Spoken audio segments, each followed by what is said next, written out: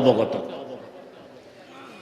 তিনি আশ্বস্ত করলেন যে হ্যাঁ, এই দরবারের ডাক হলো লা তাকনাতু মির রাহমাতিল্লাহ, আল্লাহর রহমত থেকে কেউ নিরাশ হবে না। এই দরবারের ডাক হলো বাজ আ হর আঁচে হাস্তি বাজ আ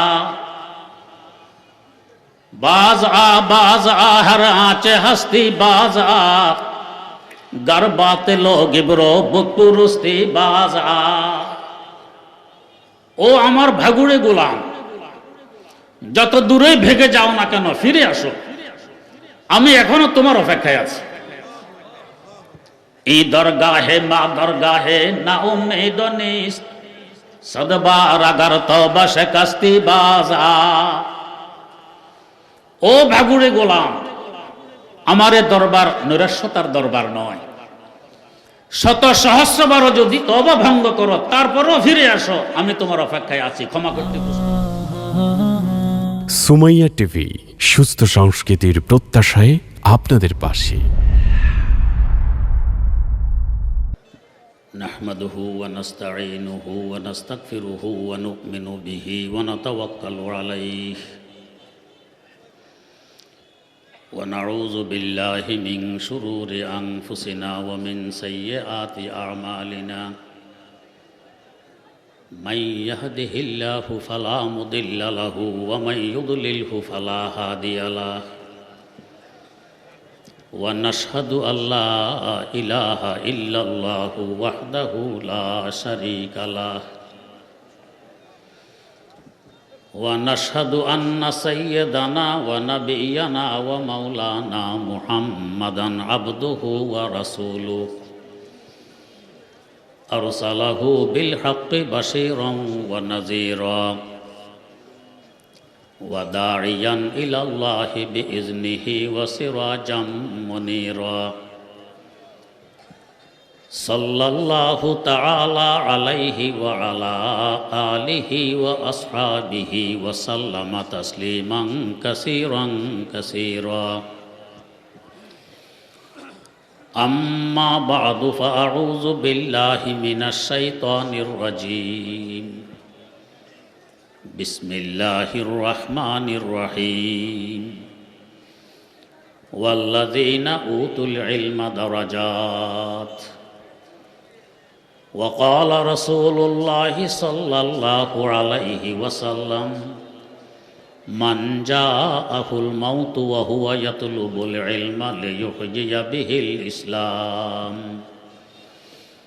ফাবাইনাহু ওয়া বাইনান নাবিয়্যিনা দারাজাতুন ওয়াহিদা আও কামা ক্বালা আলাইহিস সালাতু ওয়াসসালাম। আল্লাহুম্মা সাল্লি আলা সাইয়্যিদিনা মুহাম্মাদিন ওয়া আলা আলি সাইয়্যিদিনা মুহাম্মাদ কামা সাল্লাইতা আলা সাইয়্যিদিনা ইব্রাহিম ওয়া আলা আলি সাইয়্যিদিনা ইব্রাহিম ইন্নাকা হামিদুম মাজিদ। আল্লাহুম্মা বারিক আলা সাইয়্যিদিনা মুহাম্মাদিন ওয়া আলা আলি সাইয়্যিদিনা মুহাম্মাদ কামা বারাকতা আলা সাইয়্যিদিনা ইব্রাহিম ওয়া আলা আলি সাইয়্যিদিনা ইব্রাহিম ইন্নাকা হামিদুম মাজিদ।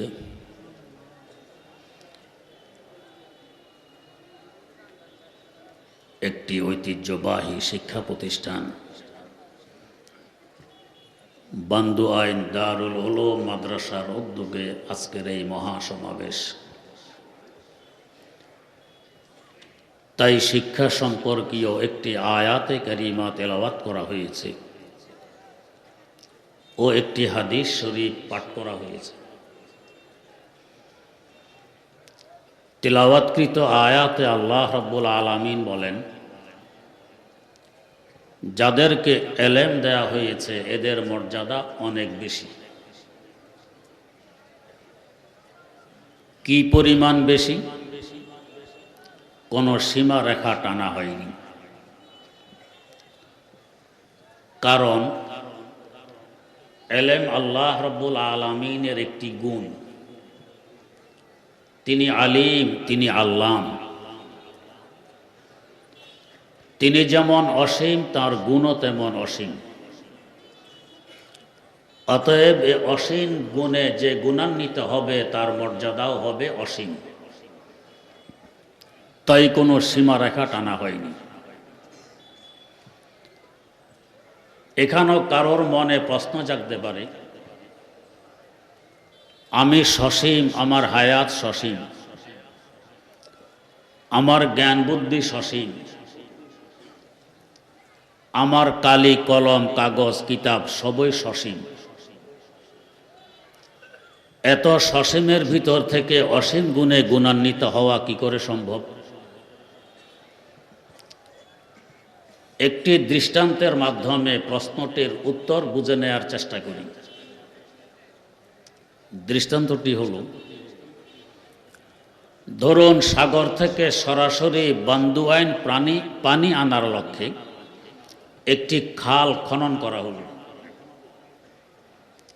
খালটির দৈর্ঘ্য 100 কিলোমিটার, প্রস্থ 1 কিলোমিটার, গভীরতা আধা কিলোমিটার। খাল বয়ে সাগরের পানি বান্দুয়াইন এসে গেছে। এই খালটি সসীম, দৈর্ঘ্য প্রস্থ গভীরতা সবই সসীম। এরপরও বান্দুয়াইনের মাথা থেকে পানি যতই তুলতে থাকবেন, এই পানি কি কখনো শেষ হবে? খাল সসীম, দৈর্ঘ্য প্রস্থ সবই সসীম, এরপরও পানি কেন শেষ হবে না? সাগরের সাথে তার যোগাযোগ রয়ে গেছে। খালের এক মাথা বান্দুয়াইন আর এক মাথা সাগরে। তেমনিভাবে এই এলেম আসবে মহান সত্তা আল্লাহ রব্বুল আলামিনের পক্ষ থেকে। আমি সসীম হতে পারি, আমার জ্ঞান বুদ্ধি সসীম হতে পারে, হায়াত সসীম হতে পারে, কাগজ কালি কলম সবই সসীম হতে পারে।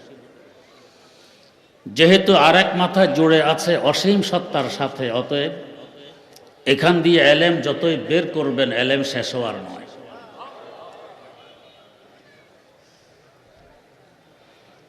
না হোসেন আসগায়তে দারাদ না সাদি রাসাকুন পায়া, না হোসেন আসগায়তে দারাদ না সাদি রাসাকুন পায়া, বমিরাত তেশনা মুস্তাসকি দরিয়া হাম চুনা বাকি। এই মহাসাগরের কোনো কুল কিনারা নেই, অসীম সাগর। দ্বিতীয় নম্বরে বুঝার বিষয়, যাদেরকে এলেম দেয়া হয়েছে তাদের মর্যাদা অনেক বেশি। কই বেশি? ছোট্ট শিশু যখন মক্তবে যায়, বান্দুয়াইন নুরানি মাদ্রাসায় আসে, উস্তাদ তাকে বলেন পড়ো আলিফ। উস্তাদের জবান থেকে আলিফ শব্দটি প্রথমে ছোট্ট শিশুর কানে পড়ে। তার মানে কান সর্বপ্রথম আলেম হয়। উস্তাদের এলেম প্রথমে কানে আসে, কান হয় আলেম। আল্লাহ পাক চাইলে কান আমাদের হাঁটুতেও দিতে পারতেন, ওখান দিয়ে শুনতাম। সেখানে না দিয়ে মাথার দুই পাশে কেন দিলেন? দেহের নিম্নাংশে কান ফিট করলে আলেমের ইজ্জত রক্ষা হবে না, তাই ঊর্ধ্বাংশে কান ফিট করে আলেমের ইজ্জত রক্ষা করলেন। কানের ভিতরে একটি পাতলা পর্দা আছে, ওটা দিয়ে আমরা শুনি। আল্লাহ পাক চাইলে এই পর্দাটি কানের দুয়ারও ফিট করতে পারতেন, সেখানে না করে এত ভিতরে করলেন যেখানে আমাদের আঙ্গুলের মাথাও পৌঁছে না। এর রহস্য কি? কানের দুয়ারে ফিট করলে খোঁচাখাচি লাগতে পারে, আলেমের কষ্ট হতে পারে। আল্লাহ পাক ভিতরে ফিট করলেন, আলেমের নিরাপত্তার ব্যবস্থা করে দিলেন। আমরা যখন ঘুমাই, রাতের বেলায় বাতিও থাকে বন্ধ, ঘুমন্ত ব্যক্তি থাকে অচেতন। এই সুযোগে বিভিন্ন পোকামাকড়, পিপিলিকা ইত্যাদি কানের ভিতরে ঢুকে বাসা বাড়িও তো বানাইতে পারে। কিন্তু আজ পর্যন্ত কেউ শুনেছেন না, কোনো পত্র পত্রিকায় দেখেছেন যে অমক ঘুমন্ত ব্যক্তির কানের ভিতরে পিপিলিকা বাসা বানিয়ে ফেলেছে? শোনেননি। কেন শুনলেন না? সুযোগ তো আছে। আমার আল্লাহ কানের দুয়ারে ফেরেশতা বসায় রেখে দিয়েছেন যে ভিতরে একজন আলেম আছে, এই ধরনের পোকামাকড় ভিতরে ঢুকতে দেয়া যাবে না, তুমি পাহারাদারি করবে। এই ধরনের ফেরেশতাদেরকে শরীয়তের পরিভাষায় বলা হয় হাফাজা। আমরা যখন নামাজের সালাম ফিরাই ডানে এবং বাঁয়ে, ডানে সালাম ফিরানোর সময় নিয়ত করতে হয় আমার ডান দিকে যে মুসল্লিগণ আছেন আর ইমামও যদি আমার ডান দিকে থাকেন তাদের নিয়ত। এর পাশাপাশি হেদায়াতও লেখা আছে ওয়ায়ান বিল হাফাজা, দেহরক্ষী ফেরেশতাদেরও নিয়ত করতে হবে, এরা আমাকে রক্ষণাবেক্ষণ করে। ওস্তাদের জবান থেকে আলিফ শব্দ শোনার পর ছোট্ট শিশুটি নিজের জবান ব্যবহার করে পড়ে আলিফ, তার মানে 2 নম্বরে আলেম হয় আমাদের জবান, আমাদের জিহ্বা।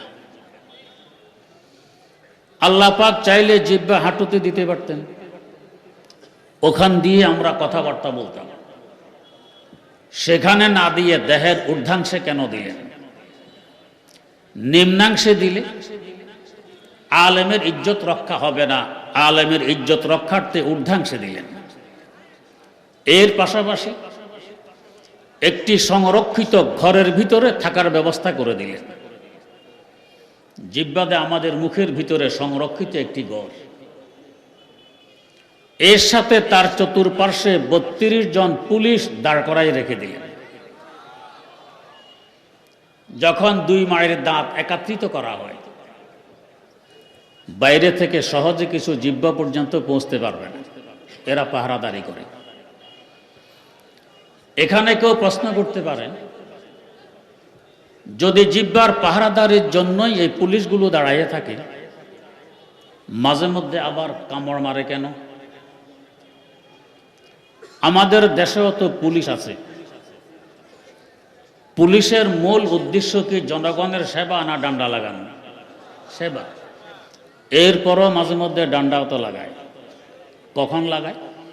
জনগণ যখন সীমা লঙ্ঘন করে তখন ডান্ডা লাগায়। এর আগ পর্যন্ত জনগণের সেবক। জিহ্বা নামক আলেম যখন তার সীমা অতিক্রম করে তখন এই পুলিশগণ সতর্ক করে যে হুজুর, আপনি তো আপনার এরিয়া ছেড়ে বেরিয়ে এসে গেছেন, আপনি ভিতরে ঢুকুন। জিহ্বা আপন জায়গায় থাকা অবস্থায় হাজার চেষ্টা করলেও কি কামড় দিতে পারবেন? পারবেন না। এর পাশাপাশি আল্লাহ পাকে ঘরের গেটের ব্যবস্থা করে দিলেন 2টি ঠোঁট, বন্ধ করলে ভিতরে বাতাসও ঢুকতে পারে না। এত ব্যবস্থাপনা আলেমের জন্য, আলেমের ইজ্জত রক্ষা। ওয়াল্লাযীনা উতুল ইলমা দারাজাত। ওস্তাদের জবান থেকে শুনে কান আলেম হলো, পড়ে জিহ্বা আলেম হলো। এবার দেখে দেখো পড়ার যোগ্যতা এসে গেছে, এবার সে দেখে দেখে পড়ে, তার মানে 3 নম্বরে আলেম হলো তার চোখ। আল্লাহ পাক চাইলে চোখ হাঁটুতেও দিতে পারতেন, ওখান দিয়ে দেখে দেখে আমরা হাঁটতাম। সেখানে না দিয়ে দেহের ঊর্ধ্বাংশে কেন দিলেন? সে একজন আলেম, নিম্নাংশে ফিট করলে আলেমের ইজ্জত রক্ষা হবে না, ঊর্ধ্বাংশে ফিট করলেন আলেমের ইজ্জত রক্ষার্থে। এর পাশাপাশি উপরে নিচে 2টি পাতা সৃষ্টি করে দিলেন, চোখের পাতা। বন্ধ করলে বাতাসও ঢুকতে পারে না, চোখের হেফাজত করতেছেন। কিন্তু এই পাতা যদি বন্ধ করে রেখে দেই, দেখব কিভাবে, পথ চলবো কিভাবে, লেখাপড়া করব কিভাবে? খুলতে হবে। এই সুযোগে যদি চোখের শত্রু ধুলাবালি, ময়লা ইত্যাদি ঢুকে পড়ে, আল্লাহ পাক পাতার কিনারায় পাপড়ি সৃষ্টি করে দিলেন, পাপড়ির মাথাগুলো উপরের দিকে বাঁকা, সহজে যাতে কোনো ময়লা ডিস্টার্ব করতে না পারে। ওয়াল্লাযীনা উতুল ইলমা দারাজাত। কান বলেন, জিহ্বা বলেন, চোখ বলেন, এরা বসবাস করে আমাদের চেহারায়। তার মানে আমাদের চেহারা হলো ওলামা বাজার, আলেমদের বাজার, আলেমদের বস্তি, আলেমদের গ্রাম, আলেমদের বাসস্থান। আলেমের ফজিলত যে পরিমাণ, তার বরকতে আলেমদের বস্তিরও ফজিলত বেড়ে যায় ওই পরিমাণ। কোনো অপরাধীকে যদি বেত্রাঘাত করতে হয়, অপরাধ অনুবাদে পিঠে বেত্রাঘাত করতে পারবেন, চেহারায় আঘাত করা যাবে না। ওস্তাদের জন্য ছাত্রের চেহারায় আঘাত করা হারাম। স্বামীর জন্য স্ত্রীর চেহারায় আঘাত করা কবিরা গুনাহ। এমনকি পিতামাতার জন্য আপন সন্তান সন্ততির চেহারা আঘাত করা অবৈধ, হারাম হবে, কবিরা গুনাহ হবে। চেহারার এত মূল্য কেন? আলেমদের বস্তি। যেই বস্তিতে, যে এলাকায় আলেমরা বসবাস করেন, যে এলাকায় আলেমের পদধূলি পড়ে, যে এলাকায় আলেমের সেজদা সংঘটিত হয়, যে এলাকায় আলেমের চোখের পানি ঝরে, এলাকার মূল্য বেড়ে যায়। আমার ওস্তাদ কায়েদে মিল্লত হযরত মাওলানা হাফিজ হুজুর রাহিমাহুল্লাহ ঢাকা দোহার থানা শিলাকোঠা এমদাদুল উলুম মাদ্রাসার মাহফিলে যাচ্ছেন। মাদ্রাসার মোহতামেম সাহেব একটি মসজিদ দেখাই আমাকে বললেন, মোহতামেম সাহেব এখনো জীবিত আছেন, জনাব মাওলানা হাফেজ আব্দুর রহিম জিদা মজলু। তার সাহেবজাদা এবং ওই এলাকার কিছু মেহমান আজকে এখানেও এসেছেন।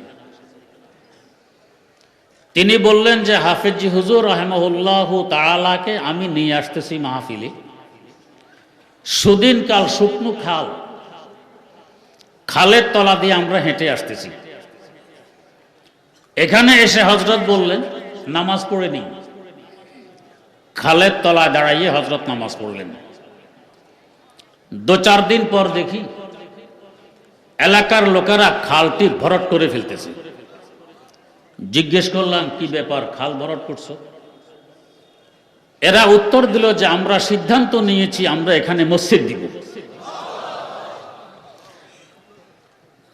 আল্লাহর এক ওলির কপাল পড়েছে খালের তলায়, সে কপালের ইজ্জত রক্ষার্থে আল্লাহ পাক খালের তলাকে মসজিদে রূপান্তরিত করে দিলেন।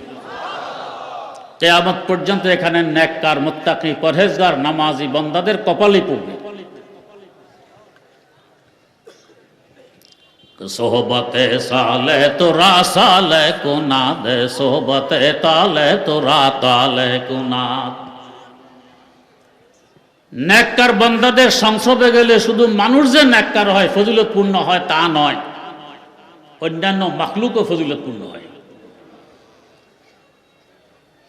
বুখারী শরীফে একটি হাদিস আছে, বনে ইসরায়েলের এক ডাকাত মানুষ খুন করে মাল লুট করত।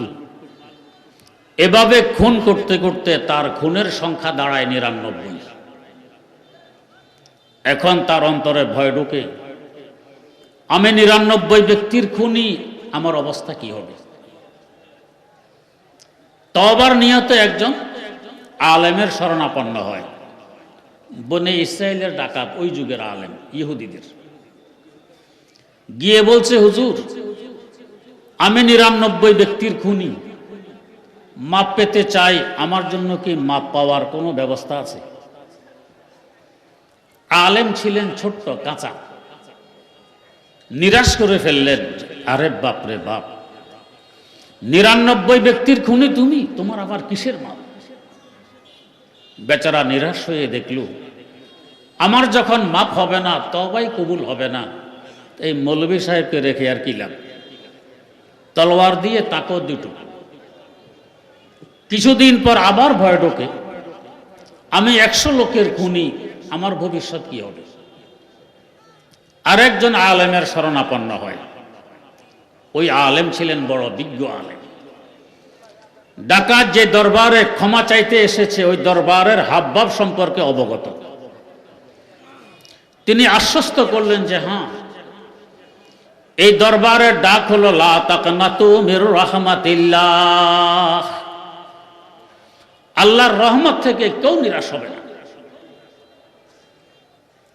এই দরবারের ডাক হলো বাজ আ হর আঁচে হাস্তি বাজ আ, বাজ আ হর আঁচে হাস্তি বাজ আ, গার বাতে লোগ ইবরো বুকপুরুস্তি বাজ আ। ও আমার ভাগুড়ে গোলাম, যত দূরেই ভেগে যাও না কেন ফিরে আসো, আমি এখনো তোমার অপেক্ষায় আছি। ই দরগাহে মা দরগাহে না উম্মীদ নিস, সদবার আগার তওবা শিকস্তি বাজা। ও ভাগুড়ে গোলাম, আমার এ দরবার নৈরাশ্যতার দরবার নয়। শত সহস্রবারও যদি তওবা ভঙ্গ করো তারপরও ফিরে আসো, আমি তোমার অপেক্ষায় আছি, ক্ষমা করতে প্রস্তুত। তার রহমতের সাগরের তো কোনো কুল কিনারা নেই। সৈয়দ আব্দুল কাদের জিলানী রহমতুল্লাহ আলাইহি দোয়া করতেছেন, জুনুবে কামাউজিল বাহরে বাল হিয়া আকসারুহু, জুনুবে কামাউজিল বাহরে বাল হিয়া আকসারুহু, কুল্লুহা কাল জিবালে বাল হিয়া আকবারুহু। আল্লাহ, তোমার সৃষ্টি জগতের দিকে তাকাইলে আমার থেকে বড় গুনাহগার কাউকে নজরে আসে না। আল্লাহু আকবার। কে বলতেছেন? যাকে জগৎবাসী বড় পীর বলে আখ্যায়িত করে। আর আমরা কি মনে করি? আমি তো দুধের দোয়া মানুষ, অমুকখানে যে গজব অবতীর্ণ হয়েছে অমুকের অপরাধের কারণে হয়েছে, আমার কোনো অপরাধ নেই।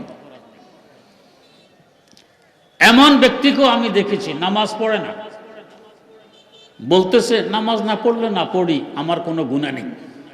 চিন্তা করে, নামাজ পড়া না এরপরও কোনো গুনাহ নেই। আর হযরত জিলানী বলতেছেন আমার মতো এত বড় গুনাহগার তো কাউকে নজরে আসে না, দেখা যায় না। আগে বলছেন আল্লাহ, আমার গুনাহগুলো সংখ্যার দিক দিয়ে এই পরিমাণ যেন সাগরের তরঙ্গ, বরং সাগরের ঢেউ আর তরঙ্গ থেকে আমার গুনাহ আরো বেশি। আকারের দিক দিয়ে আমার গুনাহগুলো এত বড় যেন হিমালয় পর্বত।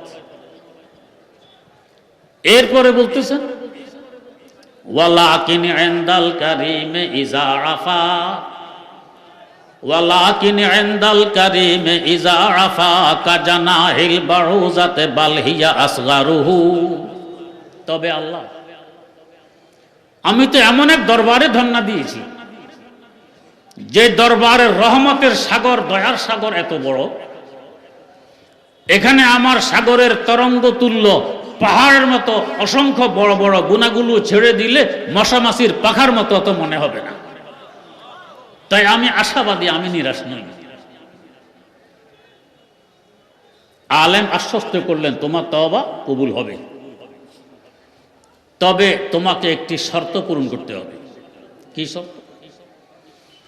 ওই যে একটি বস্তি দেখা যায়, গ্রাম দেখা যায়, এটা আলেম ওলামাদের গ্রাম, আল্লাহ ওয়ালাদের বস্তি। সেখানে গিয়ে তোমাকে তওবা করলে তওবা কবুল হবে। ডাকাত রওনা করেছে ওই বস্তির দিকে। কিছু দূর যাওয়ার পর তার হায়াত পুড়িয়ে যায়, হাঁটার শক্তি হারিয়ে ফেলে, পড়ে যায় মাটিতে। হামাগুড়ি দিয়েও অগ্রসর হওয়ার চেষ্টা করে।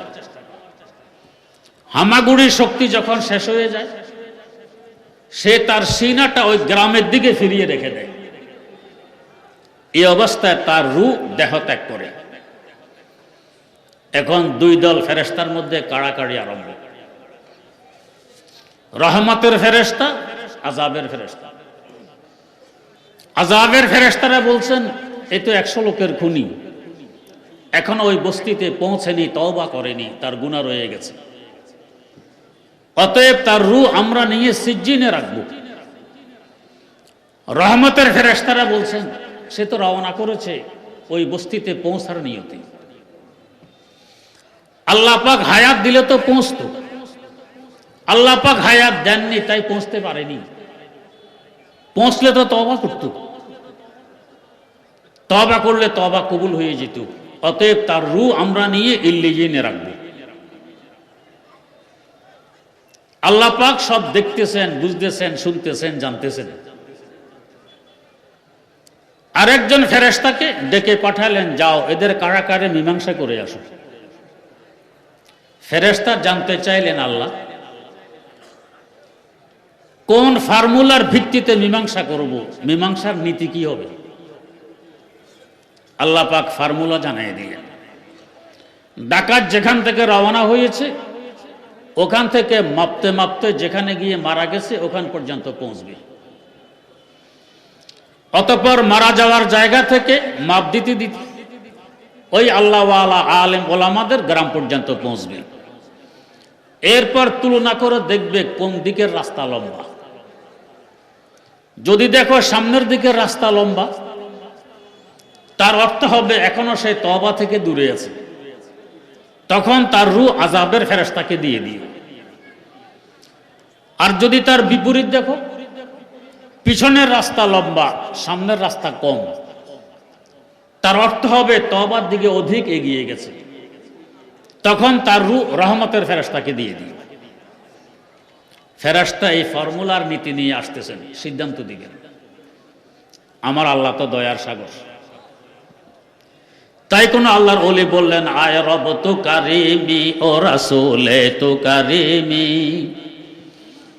আয় রব তু কারিমি ও রাসূলে তু কারিমি, সদ শুকর কে হাসতে মুমিয়ানে দু কারিমি, সদ শুকর কে হাসতে মুমিয়ানে দু কারিমি। আল্লাহ তুমি এক মেহেরবান খোদা, তোমার হাবিব আরেক মেহেরবান রাসূল, দুই মেহেরবানের মধ্যখানে আমরা গুনাহগার উম্মত, আমরা আশাবাদী, আমরা নিরাশ নই। দুই মেহেরবান মিলে কি আমাদেরকে ফেলে দিতে পারে? আল্লামা হালি তাই মুসাদ্দাসের মধ্যে লিখেছেন, হাম নেক হ্যাঁ ইয়া বদ হ্যাঁ ফির আখির হ্যাঁ তোমারে, हम नेक हैं या बद हैं फिर आखिर है तुम्हारे, निस्बत बहुत अच्छी है मगर हाल बुरा है, निस्बत बहुत अच्छी है मगर हाल बुरा है। আল্লাহ আমরা নেককার হই আর বদকার হই, আমাদের সম্বন্ধ অনেক ঊর্ধ্বে। তোমার দিকে সম্বন্ধ দেখলে দেখা যায় আমি তোমার বান্দা, তোমার হাবিবের দিকে সম্বন্ধ করলে আমি তার উম্মত, তাই আমি আশাবাদী, আমি নিরাশ নই। ফেরেশতা নীতি নিয়ে আসতেছেন, রাস্তা মাপ দিবেন। বাস্তবে পিছনের রাস্তা কম, সামনের রাস্তা বেশি। দেয়া ফর্মুলা অনুযায়ী তার রূহ আযাবের ফেরেশতারা নিয়ে সিজ্জিনে রাখবে, লোকটি জাহান্নামী হবে। আমার আল্লাহর রহমতের সাগরত্ব কুল কিনারা নেই।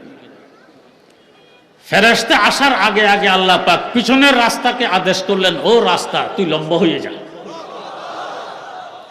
সামনের রাস্তাকে হুকুম দিলেন, ও রাস্তা তুই খাটো হয়ে যা। হুকুম পাওয়া মাত্র পিছনের রাস্তা লম্বা, সামনের রাস্তা খাটো হয়। একে বলা হয় তাইয়ুল আরদ, জমি লম্বা হয় আর খাটো হয়। ফেরেশতা এসে এখন মাপ দিতেছেন, কাজ তো হয়ে গেছে। এই রহস্য বুঝার ক্ষমতা আমাদের নেই। আসতে বর্রো কে সেদি হাম চমৎকার আমদি, বাখুদি খুদ্দর তামাশা সোয়ে বাজার আমদি, শোরে মনসুর আজ কুজা ও দারে মনসুর আজ কুজা, খুদ জাদি বাঙ্গে আনাল হক বরসারে দার আমদি, খুদ জাদি বাঙ্গে আনাল হক বরসারে দার আমদি। 100 লোকের খুনি, এখন সে জান্নাতি। বরকত কিসের? আলেম ওলামাদের বস্তি, আল্লাহওয়ালাদের বস্তি। এখনো সে বস্তিতে পৌঁছেনি, বস্তির রাস্তায় উঠেছে মাত্র। আরে বিল্লাহ আল্লামা রুমি রহমতুল্লাহ আলাইহি বলে, তো দরসে রাতে মুস্তাকিমায়ে দিল কাছে গুমরাহ নিস্ত। বান্দা তোমার আমার মতো দুর্বলের পক্ষে নিজ শক্তি ব্যবহার করে গন্তব্যে পৌঁছা কি আদৌ সম্ভব? তুমি চেষ্টা করে সিরাতে মুস্তাকিমে কদম রাখো, গন্তব্যে তো আমার আল্লাহর রহমত পৌঁছাই দিবে।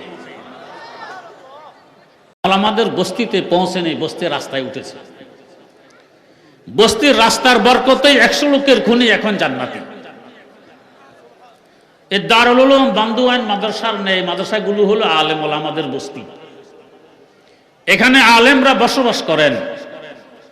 এই প্রতিষ্ঠানের সুবাদে দেশ বিদেশের বহু বুজুর্গ আলেম ওলামার পদধূলি এখানে পড়ে।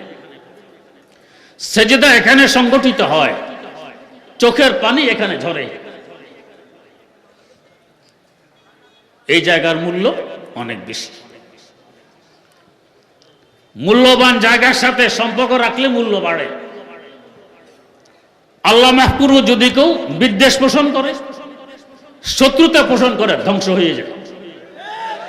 আল্লাহ পাক দুনিয়াতেও দেখাইয়ে দেন আলেম ওলামার বিরুদ্ধাচারণকারী, আলেম ওলামার বিদ্বেষী, মাদ্রাসার বিদ্বেষী, এটা দুনিয়াতে ধ্বংস হয়ে যায়, আখিরাতে তো শাস্তি আছে।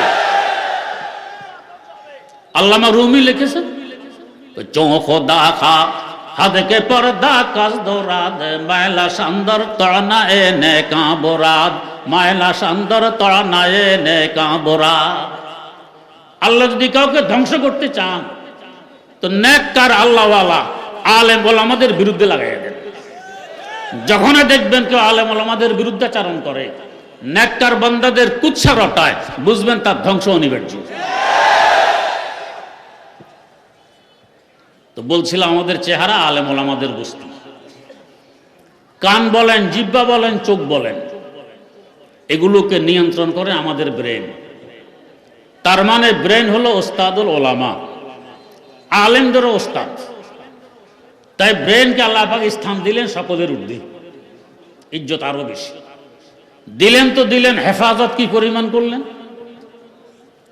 আমাদের মগজের উপরে পাতলা একটি আবরণ থাকে, তার উপরে হাড়ের ওয়াল, এর উপরে চামড়ার বেড়া, এর উপরে চুলের চাল। এত হেফাজত। চুলের উপরে বরফের টুকরা রাখলেও সাথে সাথে ঠান্ডা অনুভব হবে না। কোন শত্রু ব্রেন পর্যন্ত ডুববে, কোন দুয়ার জানালা নেই। এত সংরক্ষিত এলাকায় আল্লাহ পাক থাকতে দিলেন কেন? সে ওস্তাদুল ওলামা, আলেমদের ওস্তাদ। আবার এই ব্রেনকেও পরিচালনা করে আমাদের হার্ট, আমাদের কলব। কলবকে স্থান দিলেন সিনার ভিতরে। সিনাকে আরবিতে বলে সদর। সদর মানে প্রেসিডেন্ট। প্রেসিডেন্ট থাকেন রাজধানীতে, রাজধানী হয় দেশের মধ্যখানে। দেশের কিনারায় বর্ডারে রাজধানী হলে যে কোনো সময় শত্রু আক্রমণ করে রাজধানী দখল করতে পারলেই তো দেশ দখল হয়ে যায়। তাই রাজধানী থাকে দেশের মধ্যখানে। পায়ের গোড়া দিয়ে কেটে ফেলে দিল, চিকিৎসা করলে আপনি বাঁচবেন, মরবেন না। কিন্তু এর উপরের অঙ্গগুলো, পেট কেটে ফেলে দিলে বাঁচবেন না, সিনা কেটে ফেলে দিলে বাঁচবেন না, মাথা কেটে ফেলে দিলে বাঁচবেন না। এটা মূল দেহ। এই মূল দেহের মধ্যখানে হলো সিনা। এর ভিতরে আল্লাহ পাক কলবকে থাকার ব্যবস্থা করলেন। কেন? সে উস্তাজুল আসাতেজা, উস্তাদেরও উস্তাদ। গরু ছাগল জবাই করলে দেখবেন কত পর্দার ভিতরে সংরক্ষিত এলাকায় সিনা, কলব বসবাস করে, হাট বসবাস করে। এখানে কারো সন্দেহ জাগবে? আমরা দেখি জ্ঞান বুদ্ধির মূল হলো ব্রেন, আপনি বলেন কলব। আমি বলি না, আমার আল্লাহ বলেন। আল্লাহ বলেন লাহুম কুলুবুল লা ইয়াফকাহুনা বিহা। এদের কলব আছে, হাট আছে, কলব দিয়ে এরা বোঝে না, বোঝার চেষ্টা করে না। বুঝা গেল বুঝার মূল অঙ্গ হইল কলব। প্রশ্ন জাগবে, মনে হয় কথাটি অবাস্তব। আমরা দেখি মূল হলো ব্রেন, আল্লাহ বলেন কলব, আল্লাহ বলেন হাট, মনে হয় অবাস্তব। ইসলাম বাস্তবসম্মত একটি দিন, অবাস্তব কোনো কথা এই দিনে পাওয়া যাবে না। এই কথাটি মনে হয় অবাস্তব। একটি ছোট্ট ঘটনার মাধ্যমে প্রশ্নটির উত্তর বোঝার চেষ্টা করি। আমাদের বাংলাদেশে বর্তমানে হাদিস বিষয়ে যাকে সবচেয়ে বড় আলেম মনে করা হয়, বাস্তবেও তিনি এই বিষয়ে সবচেয়ে বড় আলেম। আলহামদুলিল্লাহ, তিনার বাড়ি আমাদের দেশে, বেশি দূরে নয়, সরসপুর। তিনি হলেন জনাব মাওলানা আব্দুল মালেক সাহেব। আমরা একই মাদ্রাসায় লেখাপড়া করেছি। তিনি আমাকে তার একটি ঘটনা শুনিয়েছেন। ঘটনাটি হলো, তিনি যখন ছোট, তার আব্বা তাকে নিয়ে উজানির হজরতের ওয়াজ মাহফিলে যান। মাহফিলের পিছনে জায়গা পেয়ে সেখানে বসে পড়েন। স্টেজ দেখা যায় না, হরন বাঁধা হয় বাঁশ গেড়ে, বাঁশের আগায়। একটু পর উনি ওনার আব্বাকে জিজ্ঞেস করতেছেন, আব্বা, হুজুরকে বাঁশের আগা থেকে নামাবে কিভাবে? আব্বা চুপচাপ, বাচ্চা কি নাকি বলে। কিছুক্ষণ পর আবার এই প্রশ্ন, আব্বা, হুজুরকে বাঁশের আগা থেকে নামাবে কিভাবে?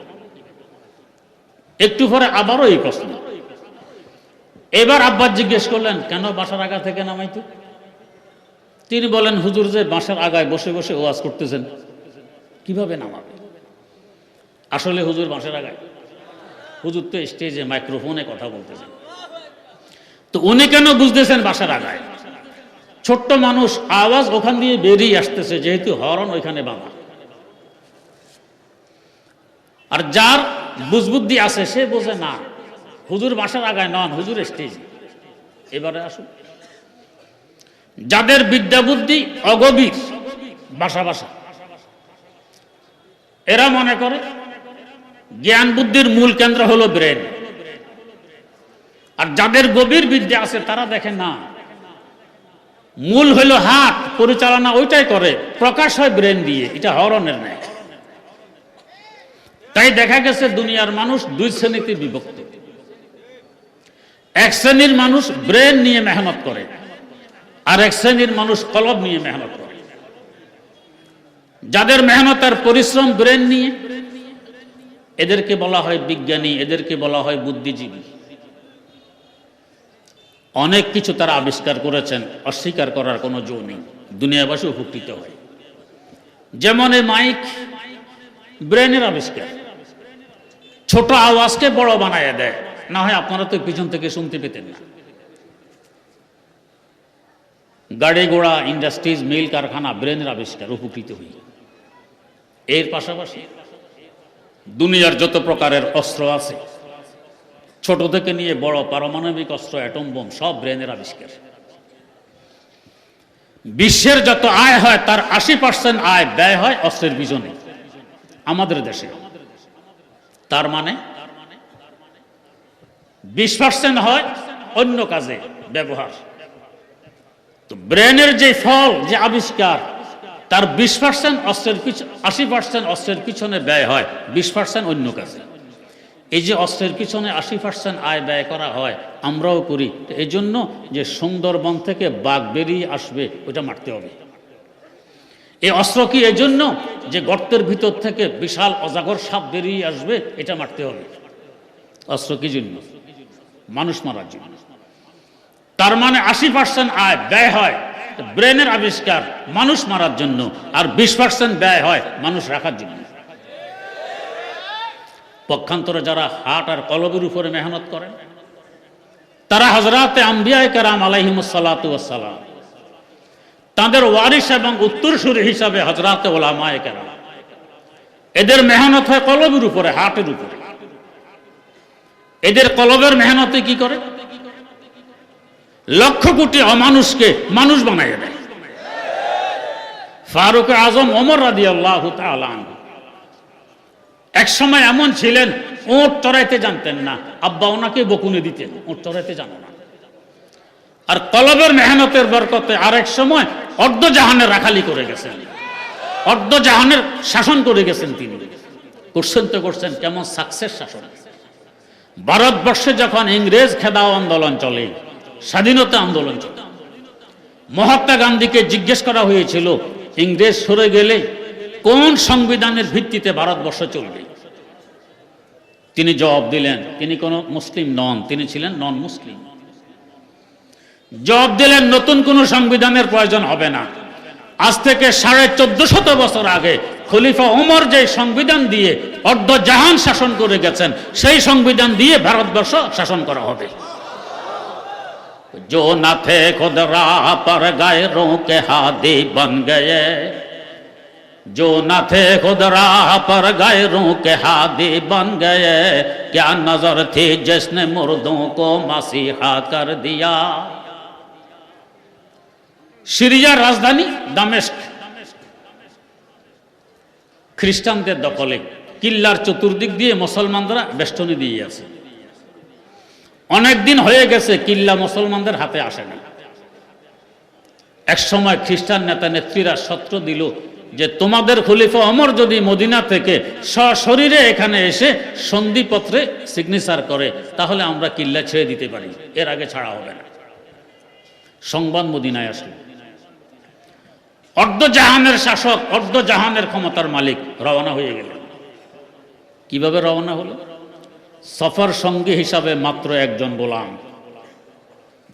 যানবাহন হিসাবে একটি মাত্র ওট, খাওয়ার জন্য একটি থৈলিতে 4টা ছাতু, গায়ে যে জামা 12টি তালিওয়ালা জামা। অর্ধজাহানের ক্ষমতার মালিক রওনা হয়ে গেলেন। মদিনায় মুনাওয়ারা থেকে দামেস্কের দূরত্ব প্রায় 1900 কিলোমিটার। কোনো প্লেন, হেলিকপ্টার, কোনো গাড়ি ঘোড়ার ব্যবস্থা নেই, একটি মাত্র উট। গোলামের সাথে চুক্তি করলেন, 3 মাইল তুমি ওটের পিঠে বসা থাকবে, আমি ওটের লাগাম টেনে টেনে হাঁটবো। আরেক 3 মাইল আমি ওটের পিঠে বসবো, তুমি লাগাম টেনে হাঁটবে। এমন সমতার দৃষ্টান্ত একমাত্র মুসলমান দেখাইতে পারছে, অন্য কোনো জাতি আজ পর্যন্ত পারেনি। এভাবে সিরিয়ার দ্বারপ্রান্তে পৌঁছেন। মুসলমানেরা এগিয়ে আসে, দেখে যে গায়ে তালিওয়ালা জামা। হুজুর, এটা রোম সম্রাটের প্রদেশ, তৎকালীন বিশ্বের সুপার পাওয়ার। আপনার নাম শুনলে তারা থরথর করে কাঁপে। যদি দেখে আপনার জীর্ণশীর্ণ অবস্থা, কি মনে করবে? এই ভালো জামার ব্যবস্থা হলো, আপনি এটা গায়ে দেন। মন ভাঙলেন না, তালিওয়ালা জামা খুলে ওদের ভালো জামাটি গায়ে দিলেন। তৎক্ষণাৎ আবার ভালো জামাটি খুলে রেখে নিজের তালিওয়ালা জামা গায়ে দিয়ে বললেন, তোমাদের ভালো জামা তোমাদের মোবারক হোক, আমার তালিওয়ালা জামা আমাকে গায়ে দিতে দাও। কারণ আমার তালিওয়ালা জামায় যে নূর পরিলক্ষিত হচ্ছে, ওই নূর তোমাদের এই জামার মধ্যে নেই। চলছেন কিল্লার দিকে। আল্লাহ পাকের মর্জি, শেষ মঞ্জিল হযরত ওমরের ভাগে পড়ে লাগাম টানা, আর গোলামের ভাগে পড়ে পিঠে বসা। গোলাম বলছেন, হুজুর, ওরা কি মনে করবে? অর্ধজাহানের ক্ষমতার মালিক উটের রাখাল লাগাম টানে, আপনি পিঠে বসুন, আমি লাগাম টেনে হাঁটি। হযরত ওমর জবাব দিলেন, অসম্ভব, এটা তোমার হক, আমি কেড়ে নিতে পারবো না। গোলাম বলছে, হুজুর, আমার হক আমি ছেড়ে দিলাম। তো তুমি ছেড়ে দিয়েছ, তুমি জানো, আমি জানি, তোমার আমার খোদাই জানেন। এক সময় ইতিহাসে কথাগুলো লিপিবদ্ধ হবে। মানুষ ভাববে ওমর ক্ষমতার দাপটে 2 মঞ্জিল ওটের পিঠে বসা ছিল, গোলাম বেচারা দুর্বলতার কারণে 2 মঞ্জিল পায়ে হেঁটে আসতে হয়েছে। আমার ইতিহাসে এই কলঙ্ক আমি বরদাস্ত করব না। শেষমেশ গোলাম পিঠে, হযরত ওমর লাগাম টেনে টেনে হাঁটতেছেন। হাকিমুল উম্মত মুজাদ্দিদুল মিল্লাত হযরত শাহ আশরাফ আলী থানভী রাহমাতুল্লাহ আলাইহি লেখেন, কিল্লার পাচিরের উপর থেকে খ্রিস্টান নেতা নেত্রী আর পাদ্রীরা দাঁড়ায় তাকাই আছে। তাদের তো ধারণা অর্ধজাহানের ক্ষমতার মালিক কি বিশাল ঠাট বাট শান শওকতার মিছিল নিয়ে আসবেন। দেখতেছে মাত্র 2 জন মানুষ, একজনের হাতে ওটের লাগাম, আরেকজন ওটের পিঠে বসা। তো কিল্লার পাশে পৌঁছা মাত্র নেতা নেত্রীরা কিল্লার গেটের চাবি এমনি নিক্ষেপ করে দিয়ে দেয়। ওমর সন্ধিপত্রে সিগনেচারের প্রয়োজন নেই, কিল্লা এখন থেকে তোমার। শুধু কিল্লা নয়, আমাদের কল্লাও দিয়ে দিলাম তোমার। ওমর শুনে নাও, এখনই পড়ে নিচ্ছে, লা ইলাহা ইল্লাল্লাহু মুহাম্মাদুর রাসূলুল্লাহ। জিজ্ঞেস করা হলো, এখনো তো সন্ধিপত্রে সে দস্তখত করেনি, তার ইসলামের দাওয়াত সে দেয়নি, কিল্লা কেন দিয়ে দিলে, তার ইসলাম কেন গ্রহণ করলে? খ্রিস্টান নেতা নেত্রীরা জবাব দেয়, পাদ্রীরা জবাব দেয়, আমাদের ধর্মীয় গ্রন্থে লিপিবদ্ধ আছে, এক জমানায় আরব থেকে এমন একজন মহামানবের পদার্পণ ঘটবে এই জমিনে। দুনিয়ার কোনো শক্তি নেই ওই মহামানবের মোকাবেলা করতে পারে, এবং এই মহামানব যে ধর্মের অনুসারী হবে ধর্মটি হবে হক এবং সত্য ধর্ম। আমাদের ধর্মীয় গ্রন্থে ওই মহামানবের কিছু নিদর্শন, কিছু চিহ্ন লিপিবদ্ধ আছে। তার একটি চিহ্ন হবে ওই মহামানবের হাতে থাকবে উটের লেগাম, লেগাম টেনে টেনে হাঁটবে। ওই মহামানবের গায়ে থাকবে 12টি তালিওয়ালা একটি জামা। সকল চিহ্ন, সকল নিদর্শন তার মধ্যে আমরা দেখতে পাচ্ছি। অতএব দুনিয়ার এমন কোন শক্তি নেই যে তার মোকাবেলা করতে পারে। তাই কিল্লাও তাকে দিয়ে দিলাম, নিজের কল্লাও তাকে দিয়ে দিলাম। এখন থেকে আমরা সকলেই তার গোলাম। जो न थे खुद राह पर गैरों के हादी बन गए, जो न थे खुद राह पर गैरों के हादी बन गए। क्या नजर थी जिसने मुर्दों को मसीहा कर दिया, क्या नजर थी जिसने मुर्दों को मसीहा कर दिया। কলবের মেহনতে আজ লক্ষ কোটি অমানুষকে মানুষে রূপান্তরিত করে দেয়, কলবের মেহনত। ওয়াল্লাযিনা উতুল ইলমা দারাজাত, যাদেরকে ইলম দেয়া হয়েছে তাদের মর্যাদা অনেক বেশি। এখানে কারো প্রশ্ন জাগবে, কই মর্যাদা বেশি? আমরা দেখি এক শ্রেণীর মানুষ এদেরকে নিয়ে হাসাহাসি করে, তিরস্কার করে, মজাক উড়ায়, ঠাট্টা বিদ্রুপ করে, কত অবাস্তব অবান্তর দোষ এদের গাড়ে চাপায়। কই এদের মর্যাদা? ভাইয়েরা, মর্যাদাবানের মর্যাদা বুঝতে হলেও তো যোগ্যতার প্রয়োজন আছে। মর্যাদা বুঝার যার যোগ্যতা নাই সে কি বুঝবি? এখন যদি আপনাদের হাতে 1000 টাকার একটি নোট দিয়ে বলা হয় 1000 টাকা দিলাম, আপনার আব্বার কোলে গিয়ে একটু পায়খানা করে আসুন, কে পারবেন? কেন পারবেন না? আব্বা আপনার দৃষ্টিতে সবচেয়ে বড় মর্যাদাবান। তিনি আপনার জন্মদাতা পিতা, তার কোলে পায়খানা করা যায় না। কিন্তু ছোটবেলায় করছিলেন কিনা? এমন কি কারো সাহস আছে দাবি করতে পারবো যে হুজুর আমি তো আল্লাহর ওলি হয়ে মায়ের পেট থেকে বেরিয়ে এসেছিলাম, হ্যাঁ আমি কোনোদিনও মা বাবার কোলে এই কাজটি করিনি? পারবো কেউ বলতে? বরং দিনে কয়েকবারও করেছি। তখন যে পায়খানা প্রস্রাব করলাম তাদের কোলে, তখন কি তাদের মর্যাদা ছিল না? তো কেন করলাম? মর্যাদা বুঝার মতো যোগ্যতা আমার ছিল না, আমি ছোট্ট শিশু। এখন বুঝে এসেছে, এখন এই কাজ করা যাবে না। তো আলেম সমাজের মর্যাদা বুঝার মতো যোগ্যতা যাদের আছে তারা তো মাথায় নিয়ে হাঁটবে, যাদের নেই ওরা তিরস্কারই করবে। হাকিমুল উম্মত মুজাদ্দিদুল মিল্লাত হযরত শাহ আশরাফ আলী থানভী রহমতুল্লাহ আলাইহি এই ব্যাপারে একটি ঘটনা আল ইবকার মধ্যে উল্লেখ করেছেন। ঘটনাটি হলো, একজন আলেম গুলিস্তান পড়াইতেন। শেখ সাদি রহমতুল্লাহ আলাইহির লিখিত শুধু মূল্যবান নয়, মহামূল্যবান একটি কিতাব, ফার্সি ভাষার, এখনো আমাদের কওমি মাদ্রাসার সিলেবাসভুক্ত। তো পড়ানোর সময় একটি কথা পড়াইয়ে ওস্তাদ বলতেন কথাটির মূল্য 50,000 টাকা, এই কথাটির মূল্য 1 লক্ষ টাকা। এভাবে টাকার অঙ্ক বলে বলে কথার মূল্য বুঝাইতেন। ক্লাসে একজন ছাত্র ছিল আমার ন্যায় বুদ্ধিশুদ্ধি কম, ও ভাবতো কথাটি বাজারে নিয়ে বিক্রি করলে 1 লক্ষ টাকা বিক্রি করা যাবে। একদিন মাদ্রাসা ছুটি, বাড়ি যাওয়ার পথে তার পায়ের স্যান্ডেল ছিঁড়ে যায়। মুচির কাছে আসে স্যান্ডেল জোড়া দিতে।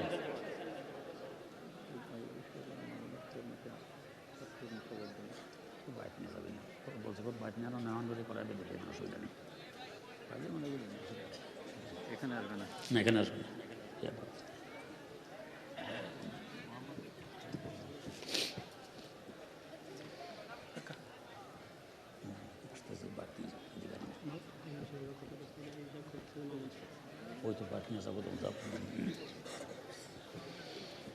সে স্যান্ডেল জোড়া দিতে মুচির কাছে যায়। মুচি স্যান্ডেল জোড়া দিয়ে বলল, ভাই 2 টাকা দাও। ছাত্রটি করল কি, শেখ সাদি রহমতুল্লাহ আলাইহির 1 লক্ষ টাকা মূল্যের একটি কথা শুনাইয়ে বললেন, এই কথাটির মূল্য 1 লক্ষ টাকা, এটা তোমাকে দিলাম, আমার স্যান্ডেল দিয়ে দাও। মুচি বলল, এত কথা বুঝি টুজি না, 2 টাকা না দিলে আমি স্যান্ডেল দিব না। বেচারা পড়েছে বিপদ। হুজুর বললেন কথাটির মূল্য 1 লক্ষ টাকা। মুচি এটা গ্রহণ না করে 2 টাকা চায়, ব্যাপার কি?